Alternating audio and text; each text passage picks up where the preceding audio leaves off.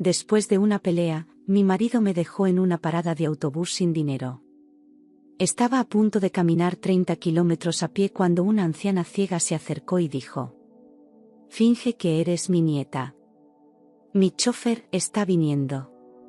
Tu marido se va a arrepentir de haberte dejado junto a la mujer más rica de la ciudad». Los platos aún humeaban en la mesa cuando su voz, seca como piedra, me cortó el aliento. «¿Otra vez arroz?». Le respondí sin levantar la cabeza, pero mi tono fue suficiente para que el ambiente se congelara. En menos de un minuto, las palabras se acumularon como cuchillos, y los reproches de años salieron de golpe, sin filtro, sin pausa. Sergio se levantó de la silla de un salto, tirando la servilleta al suelo, y yo me paré también, con el corazón latiendo descompasado, gritándole que estaba harta de vivir con miedo. Él me acusó de ser la causa de todos sus fracasos, de haberle robado la vida. Cuando se acercó demasiado, tuve que dar un paso atrás, no por miedo físico, más porque entendí, por primera vez, que ya no quedaba nada que salvar. Me miró con una frialdad que no le conocía y dijo, sin subir la voz, que yo era un lastre, una inútil, una vergüenza de esposa que no servía ni para hacer una comida decente. Me quedé paralizada, como si su voz ya no viniera de él, sino de alguien que llevaba tiempo escondido dentro. Me temblaron las manos, pero no quise llorar delante suyo. Quise responder, defenderme, pero el nudo en la garganta no me lo permitió. Solo pensé, ¿cuántas veces había tragado veneno sin darme cuenta? Después de romper el silencio con un «vámonos», cogió las llaves del coche sin mirarme. Salimos sin despedirnos de la casa, como si los dos supiéramos que algo se rompía con esa puerta cerrándose. En el coche, él conducía con una rabia contenida, sin gestos, sin palabras, solo los nudillos blancos en el volante. Yo miraba por la ventana, sintiendo que cualquier frase podía hacer que todo estallara. Ni siquiera sabía a dónde íbamos, solo que él necesitaba demostrar que tenía el control. Frenó de golpe frente a una parada de autobús solitaria, como si esa hubiera sido su decisión desde que salimos. No me dijo nada al principio, solo se quedó con las manos en el volante, respirando hondo. El silencio dolía más que los gritos, más que las ofensas. Yo miraba la acera, intentando entender qué estaba pasando. Y entonces lo dijo, sin rabia, sin emoción, como si se deshiciera de algo sin valor. «Bájate. No quiero volver a verte», murmuró, sin siquiera girar la cabeza hacia mí. Durante un segundo pensé que era una broma cruel, una rabieta, algo que pasaría al rato. Pero su tono no dejaba lugar a dudas, no era ira, era desprecio. Abrí la puerta sin decir nada, todavía sin comprender del todo lo que estaba ocurriendo. Y cuando cerré, lo hice como quien termina un capítulo que no pensaba escribir. Me quedé ahí, de pie, viendo cómo el coche arrancaba lentamente, sin que él mirara atrás. Por un instante pensé que se detendría, que era solo una forma de castigarme. Pero no lo hizo. El motor se alejó con una calma espeluznante, como si me dejara en una esquina cualquiera y no en el borde de mi vida. El ruido del coche desapareciendo fue lo último que oí antes del silencio absoluto. Metí la mano en el bolso buscando el móvil para llamarle, o a alguien, pero sentí el hueco seco donde debía estar. Saqué todo, el monedero vacío, las llaves que faltaban, los papeles que no me servían para nada. No solo me había dejado en medio de la nada, también se había llevado mis medios para volver. Me sentí desnuda, inútil, abandonada de una forma tan práctica que dolía más. Y entonces comprendí que era real. La lluvia empezó sin aviso, cayendo con fuerza, empapando mi ropa, mis pensamientos, mi dignidad. Me senté en el banco mojado, sin saber si lloraba por dentro o por fuera. Nadie pasaba. Nadie miraba. No había a quién llamar, no había a dónde ir. El mundo seguía girando, pero el mío se había detenido justo en esa parada. Escuché el motor antes de verlo. El mismo coche pasó lentamente frente a mí, y la ventanilla se bajó solo para dejar salir su voz. «Aprende a vivir sola, inútil», gritó. No esperó respuesta. Aceleró sin mirar atrás. Unos chicos en una moto se rieron. Sentí que algo dentro de mí se rompía en 1000 partes. Y sin embargo, seguía allí, entera, aunque vacía. No sé cuánto tiempo pasó hasta que escuché aquella voz, suave pero firme, que me llamó desde atrás. «No estás sola, hija», dijo. Me giré sin entender, con los ojos nublados, y vi una figura que no encajaba en esa escena. Una mujer mayor, de pie bajo la lluvia, como si la tormenta no pudiera tocarla. No parecía una salvadora, pero tampoco una extraña. Lo primero que noté fue el bastón blanco en su mano, deslizándose con seguridad sobre el suelo mojado. Llevaba gafas oscuras y una gabardina elegante, como si hubiera salido de otro tiempo. No tenía miedo, ni duda, ni prisa. Me observaba sin verme, como si supiera exactamente cómo me sentía.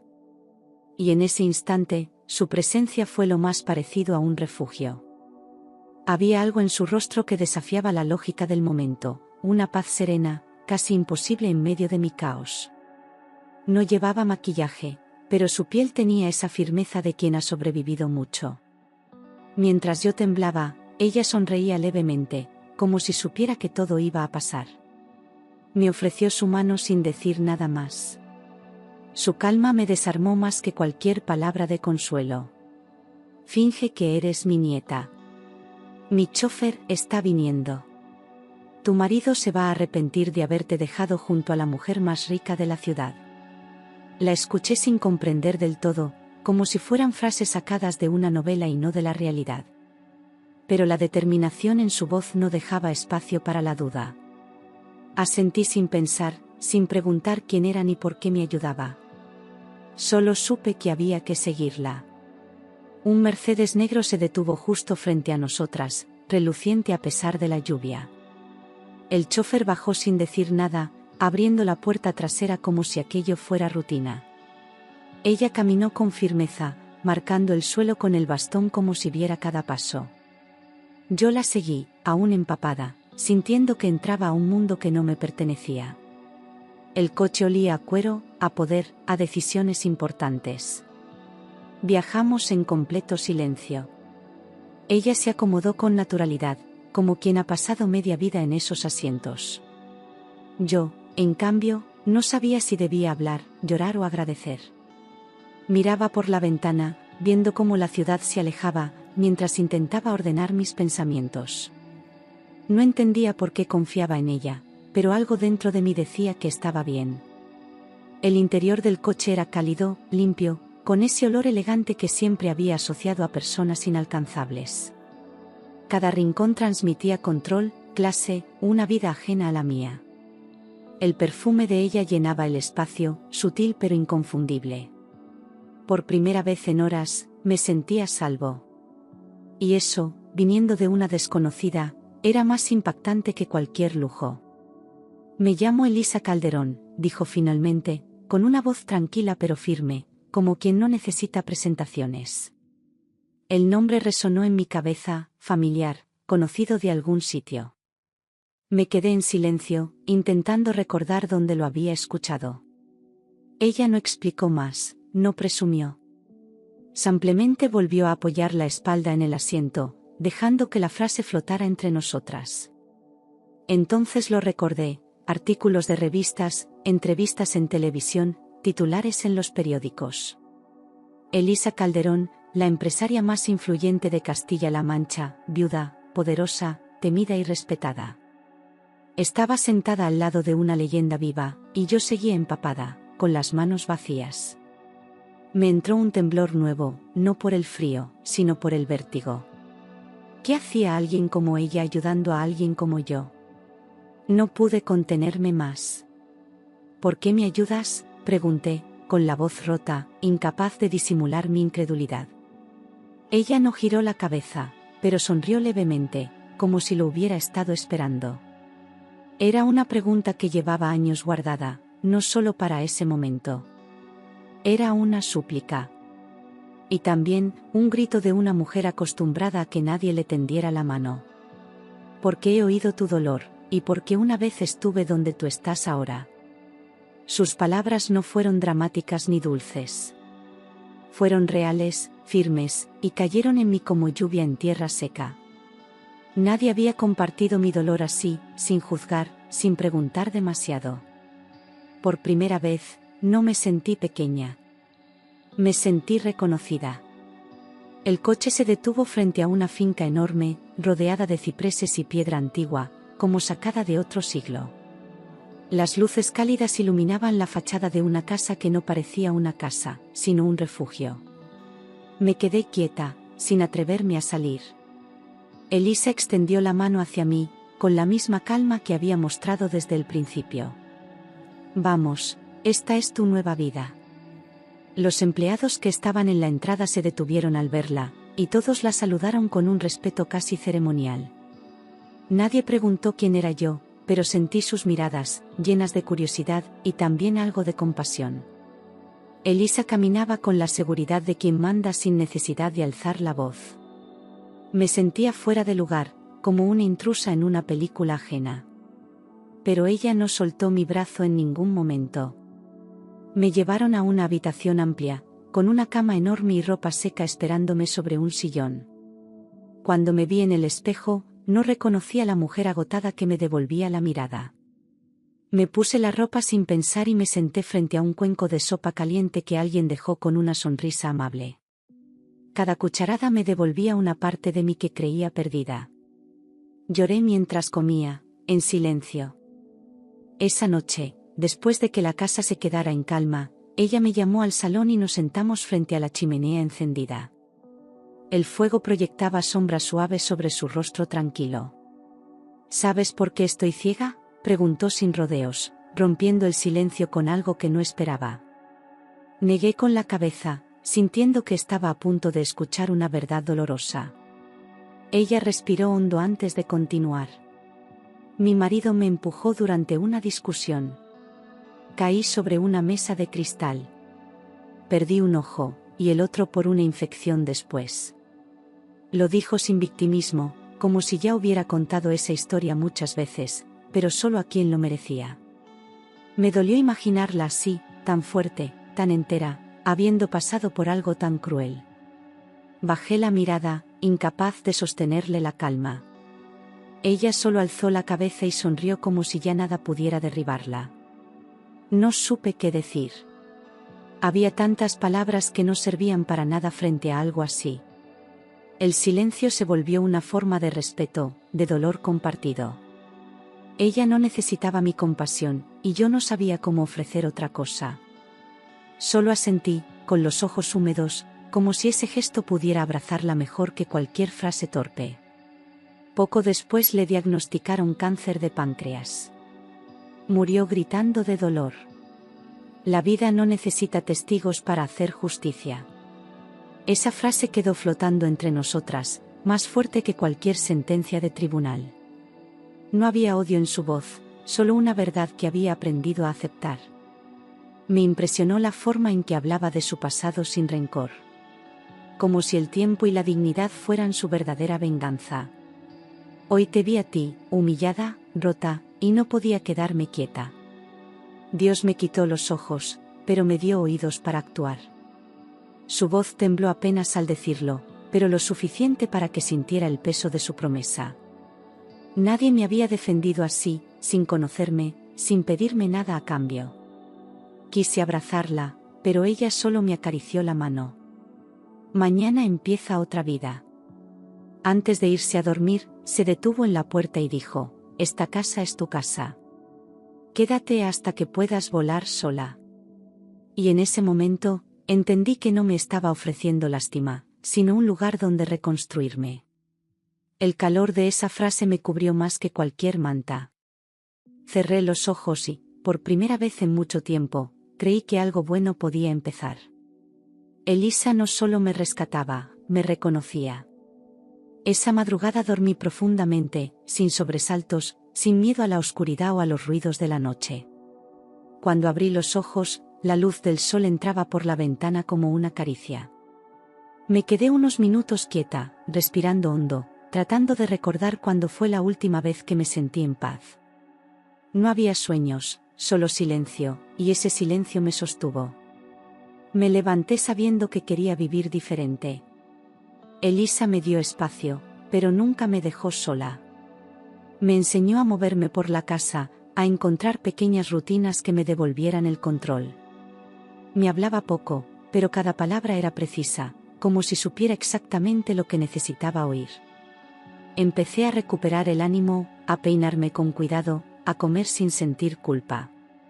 Poco a poco, dejé de sentirme una carga para el mundo.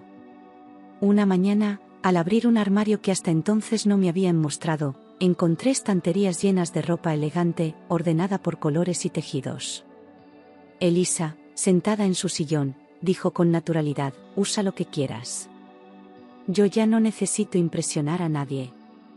Dudé al principio, pero luego toqué una blusa de seda y algo se removió dentro de mí. Era como si, al vestirme con esas prendas, pudiera recuperar la versión de mí misma que aún no conocía. Me miré al espejo y por primera vez no vi solo a una víctima.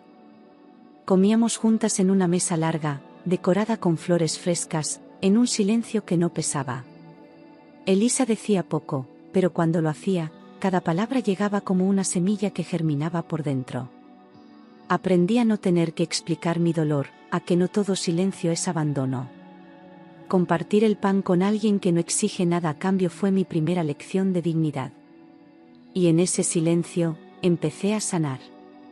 Luis, el chofer, era un hombre mayor de ojos tranquilos, que siempre tenía una palabra amable y una sonrisa discreta. Me ayudaba sin hacer preguntas, como si entendiera que la paciencia también era una forma de respeto. Un día me dijo, mientras me abría la puerta: hace años que no veía a la señora tan contenta. Me emocionó saber que, de alguna forma, mi presencia también le devolvía algo a ella. En esa casa, todos parecían cuidar de todos. Una tarde, mientras regábamos unas plantas en el invernadero, Elisa me miró y dijo sin preámbulos: necesitas trabajar. Pero para ti, no para otros. Me sorprendió, porque yo aún no me sentía lista para enfrentar el mundo. Pero su tono no admitía discusión, era una invitación a recuperar el poder. Entendí que no quería salvarme, sino darme herramientas para salvarme sola. Y por primera vez, lo consideré posible.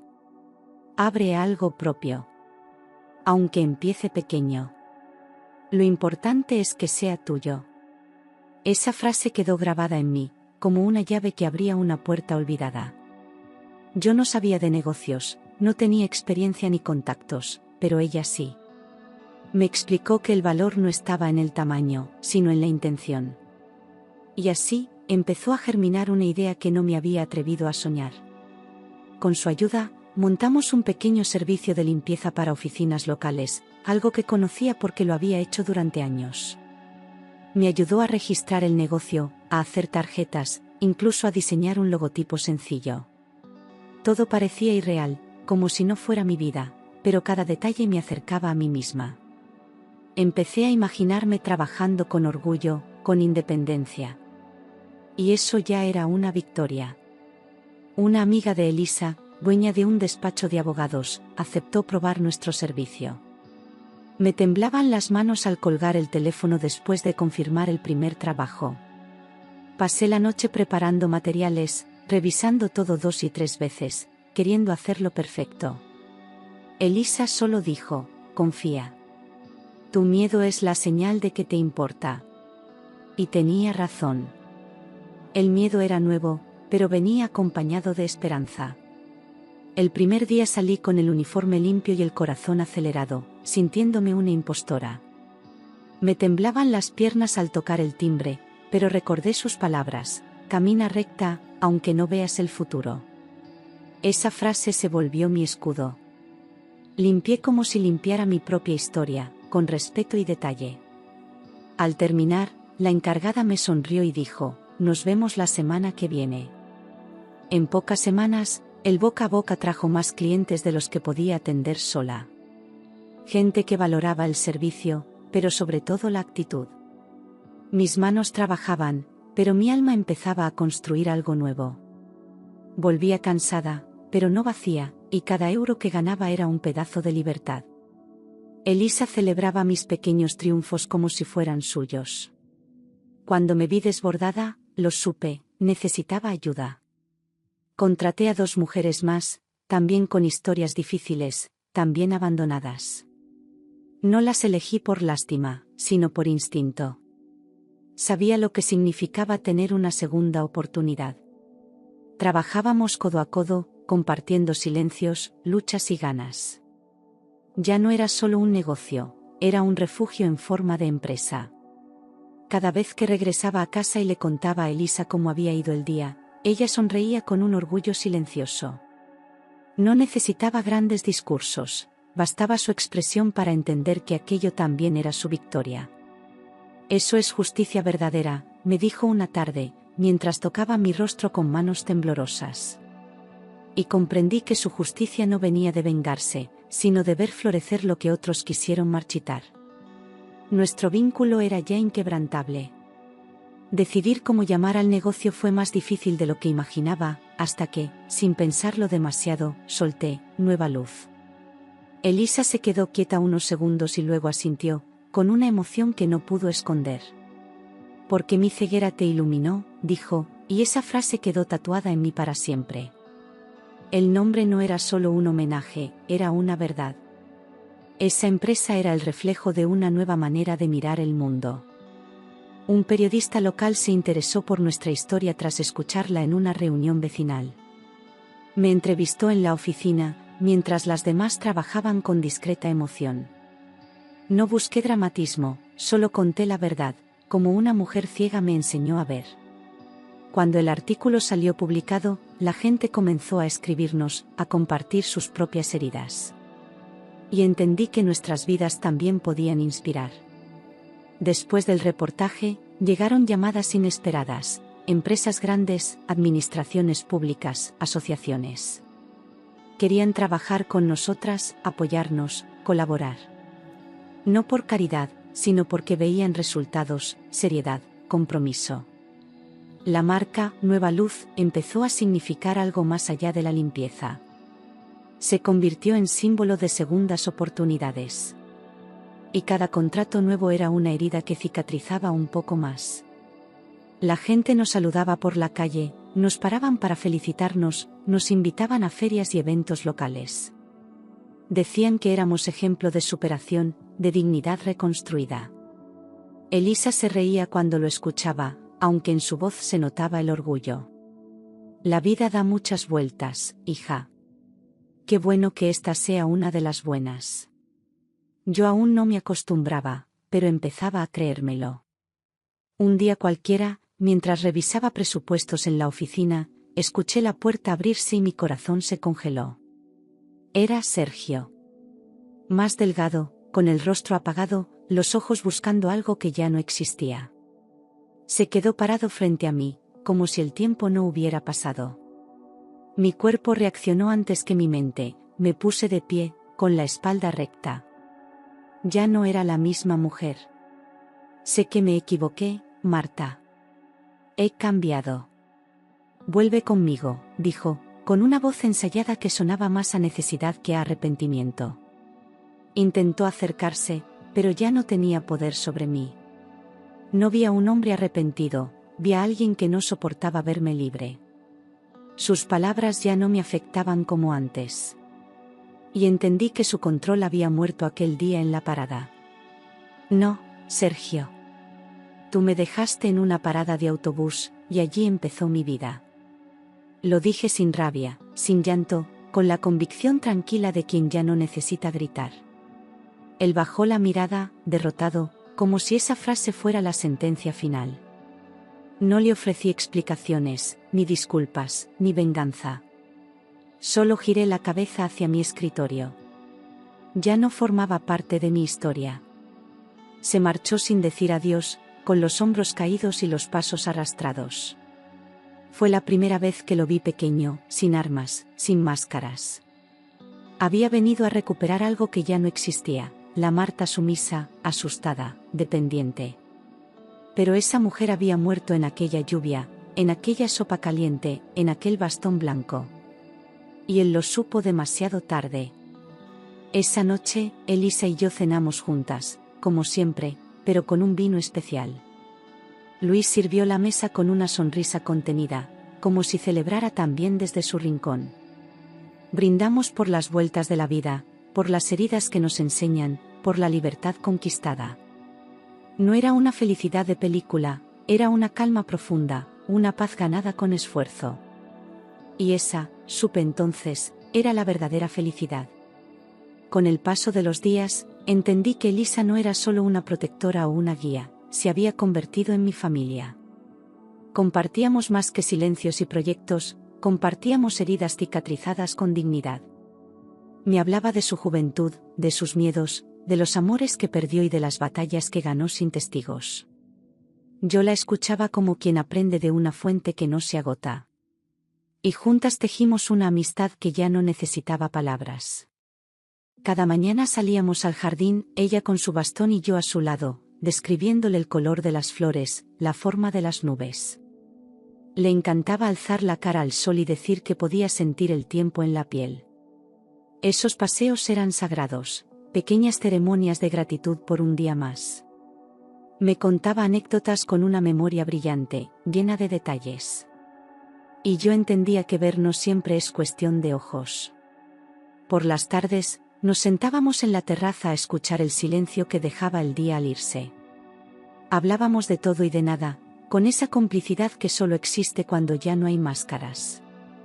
Me enseñaba que la vida se entiende mirando atrás, pero solo se vive avanzando.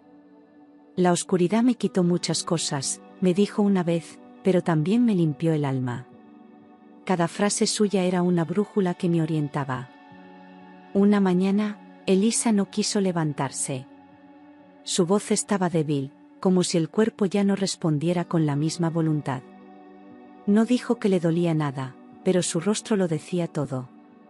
Llamamos al médico, que la examinó con cuidado y nos miró con una seriedad que me heló la sangre. Algo dentro de mí se negó a aceptar que la vida también podía quitármela a ella. Pasé noches enteras a su lado, midiéndole el pulso, humedeciéndole los labios, leyendo en voz alta sus libros favoritos. Cada gesto mío era un intento de devolverle todo lo que ella me había dado sin condiciones. Luis se turnaba conmigo, y los empleados de la casa bajaban la voz al hablar. Nadie lo decía, pero todos sabíamos que el tiempo corría hacia un final inevitable. Aún así, nadie se rendía. Cuando yo me vaya, no llores por mí. Todo lo que toques a partir de ahora será mi herencia más grande. Lo dijo con una sonrisa tranquila, como si hablara de una mudanza y no de la muerte. Le tomé la mano y se la besé, sintiendo que la vida se encogía en ese gesto. No había drama, solo amor contenido. Fue su forma de decir adiós sin asustarme. Murió una mañana clara, con la luz entrando por la ventana y el rostro sereno, sin un solo rastro de dolor. Luis me avisó en voz baja, y todo se detuvo. Me acerqué, le acomodé el cabello y le di las gracias en silencio. No lloré al instante. Sentí una paz extraña, como si ella no se hubiera ido del todo. Media ciudad asistió al entierro, desde empresarios y políticos hasta antiguos empleados y mujeres que, como yo, habían sido ayudadas en silencio. El ataúd avanzaba entre cipreses mientras todos hablaban de su generosidad, su carácter, su visión.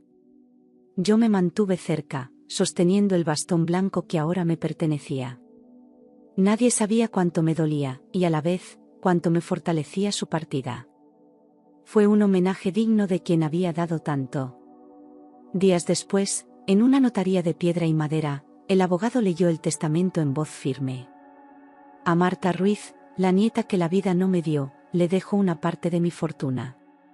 Nadie protestó. Nadie se sorprendió realmente. Porque todos sabían lo que ella y yo éramos la una para la otra. Pero yo solo podía pensar en su voz diciéndome, todo lo que toques ahora será mío también. No lloré por el dinero, ni por las propiedades, ni por el reconocimiento. Lloré en la cocina, sola, con una taza de té aún caliente entre las manos, al notar su ausencia en los detalles.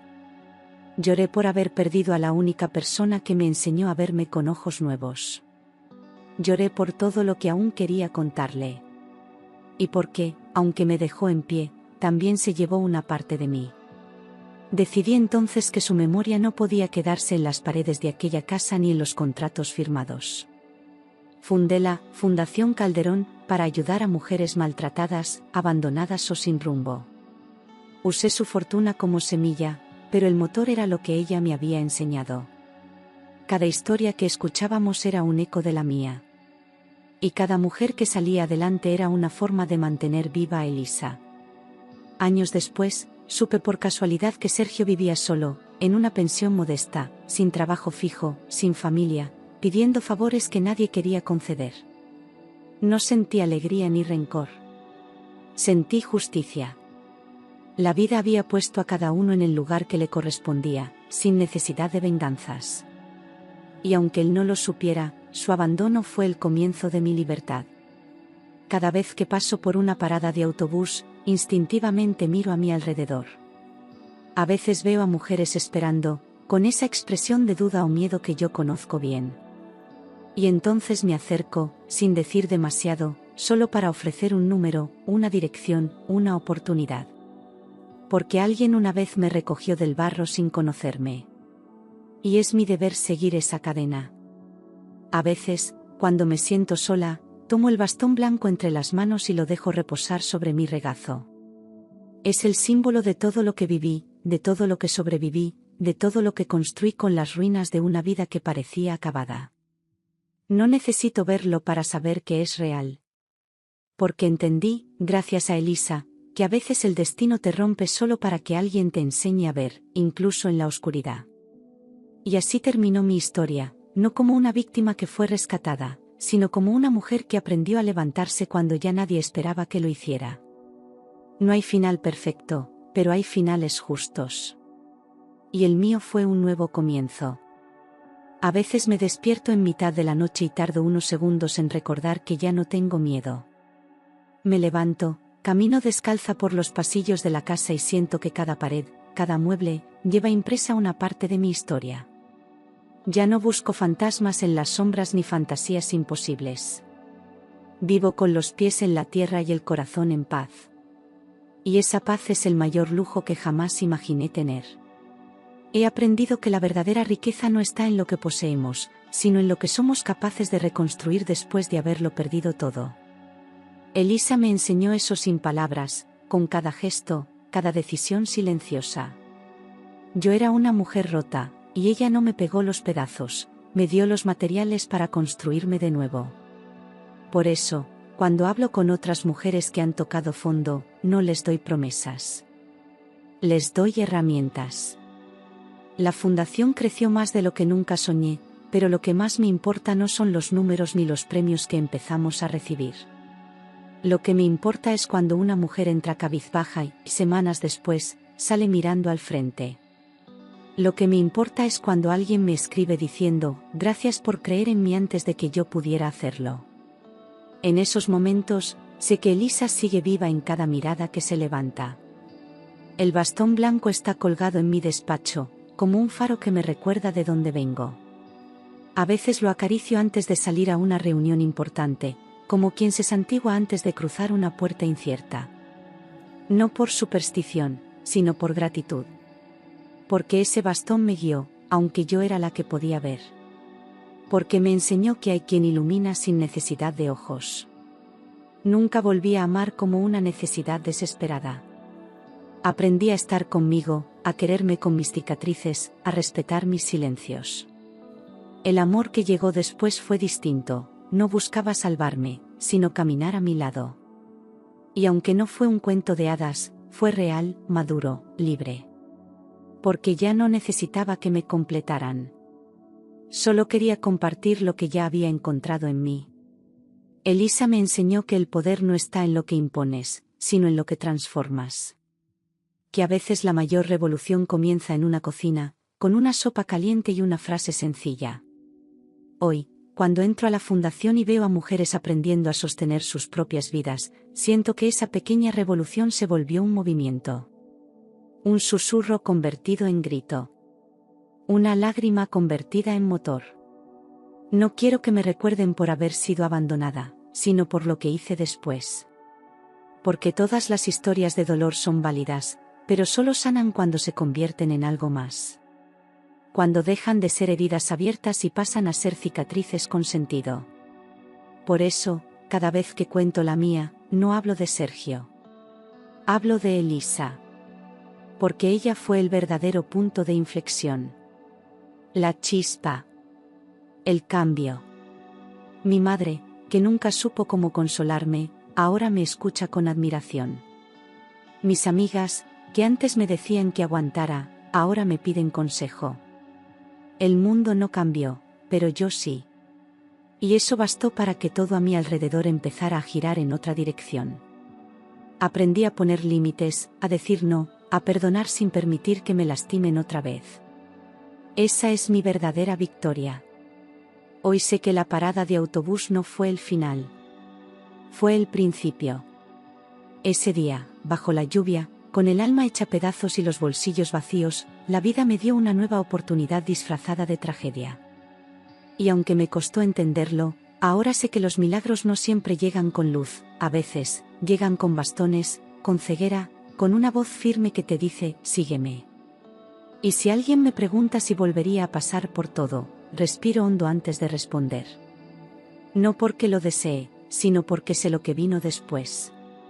Porque a veces hay que romperse para descubrir de qué estamos hechas. Y yo, que una vez fui abandono, ahora soy refugio. Yo, que fui silencio, ahora soy voz. Y todo empezó cuando una anciana ciega me enseñó a ver.